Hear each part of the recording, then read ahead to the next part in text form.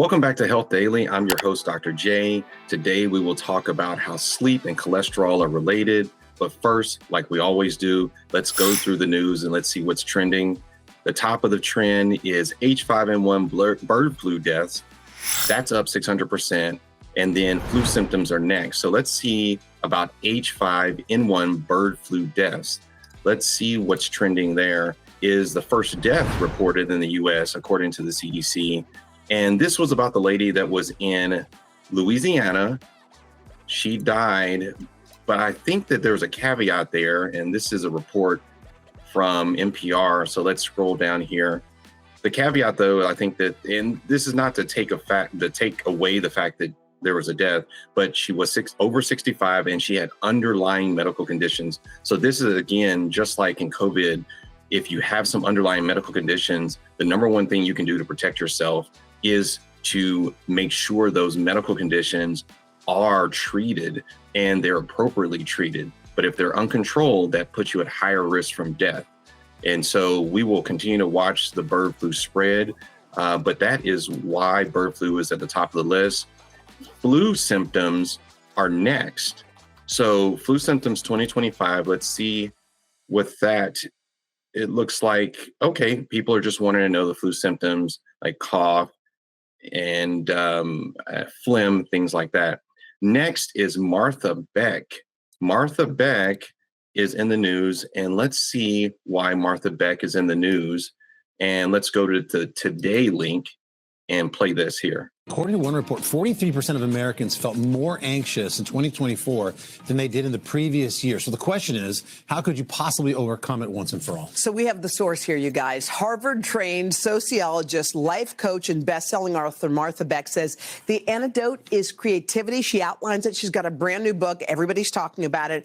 It's called Beyond Anxiety. And before we start, I have to say, Maria Shriver is my guru. Yep. Whenever I have a problem, I go to her. When Maria has a problem, she goes to Martha. Yes, well, that's so I just want to start there. So anxiety is one of these things that I think.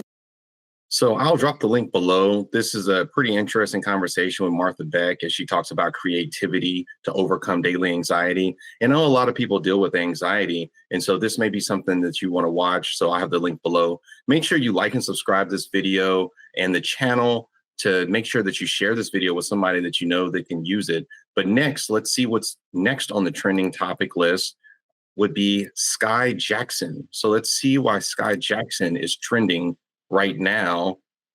And it looks like Sky Jackson is trending. And this is Sky Jackson. I think that she is a Disney star, but she just had a baby. And so she celebrates motherhood with a baby product giveaway. So if you do follow Sky Jackson, I would go to, looks like her Snapchat page. And she has this giveaway that she's doing for her Snapchat people. So if that is up your alley, make sure that you visit her Snapchat page. So now let's talk about how cholesterol and sleep are related. So sleep and cholesterol do have a relationship. Sleep has a significant impact on cholesterol levels. Some research has indicated that both too little and too much sleep can negatively affect the lipid levels. And there has been some controversial studies and opinions on lipids, and we'll touch on that here in a second. But basically, they found that in certain studies that sleep deprivation, so the lack of sleep, can lead to a higher level of LDL, so the so-called bad cholesterol, or the cholesterol that is associated with heart attacks or strokes, the ones that we deal with in clinic, and we talk to people about how to lower the LDL. And lower HDL, the HDL is for the healthy cholesterol, so the one that is associated with heart health, and we usually want that increased and elevated. But they had a few studies. One study was released in Sleep Medicine. Another study was in the Journal of Cardiovascular Nursing. And let's take a look at this study that's on this particular article here. And this was talking about the one in sleep. And so I am going to scroll in just a little bit, as you can see. So the sleep study published by Sleep, researchers discovered that both too much and too little sleep have a negative impact on the lipid levels. So they studied about a little under 4,000 total participants, with the majority of those slightly being women and the rest being men. And these are all over the ages of 20. So what they found is sleeping less than 5 hours a night raised that risk of high triglycerides and low LDL levels in women. And it seemed like women were more affected than men in this study and some of the other studies. And so what this lets us know is that the more sleep you can get, especially if it's between that 6 to 8 hour sweet spot, the better your control of your cholesterol, lipid, specifically LDL, will be, because you'll be able to have enough energy to exercise.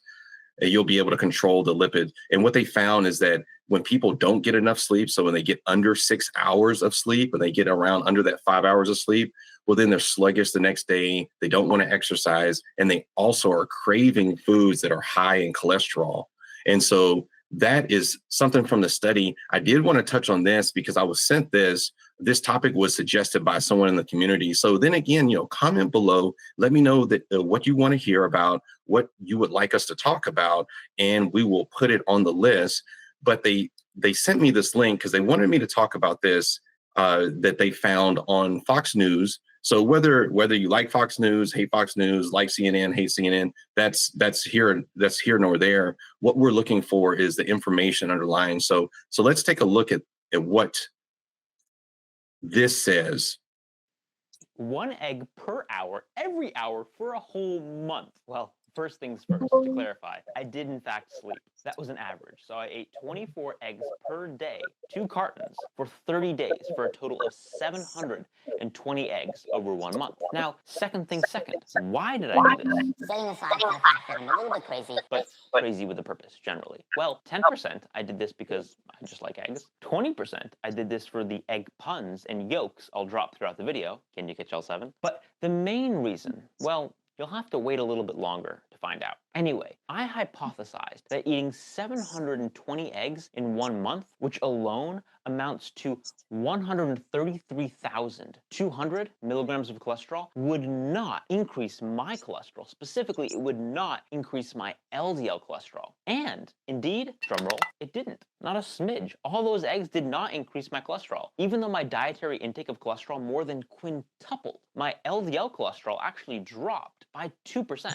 over the first 2 weeks. And then it dropped by 18% more over the subsequent 2 weeks. I'll explain this change in drop slope. So let's talk a little bit about what he's referring to here is that, so he was able to eat a absurd amount of eggs and not increase his LDL cholesterol.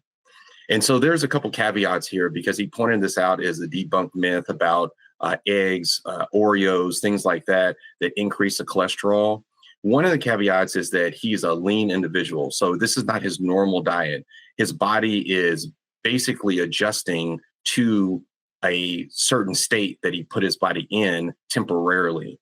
Now, the studies would be even more powerful if we can actually take those beyond, say, a decade, say 2 decades, because that's what we see in clinic. We see people that are come in, they've been eating like this, maybe not 24 eggs a day, but maybe the equivalent of 24 eggs a day in high processed foods. And so they've been eating these things over 10 years, over 20 years, sometimes over 30 and 40 years. And so the studies that would actually touch on that information, I think that would be slightly different than what he's describing is something that he's a lean individual that changed his diet and he's getting a lot of his calories from his new diet. And so his body has switched to more of a fat burning body instead of looking at carbohydrates. And so I think that's a caveat, but I will drop that link below so you can actually take a look at that video. I think it's a very educational video of how cholesterol works. And so it's about 7 minutes. I highly recommend it. But now you know there is a link between sleep and cholesterol. And so try to get your sleep, 6 to 8 hours of sleep. Try not to get less than 5. Even if you're proud of yourself of doing it. I used to think that I was the same way when I was in med school and say, hey, I'll sleep when I die. But if you do that, then you will die earlier, technically, according to studies. And so the best thing to do is get the 6 to 8 hours of sleep so you can exercise the next day and become the best person you can be. That's it for today. This is Health Daily. I'm Dr. J. Make sure you like, subscribe to our channel, share this video with someone that you know that can use it. Thank you for joining me. As always, I'll see you tomorrow.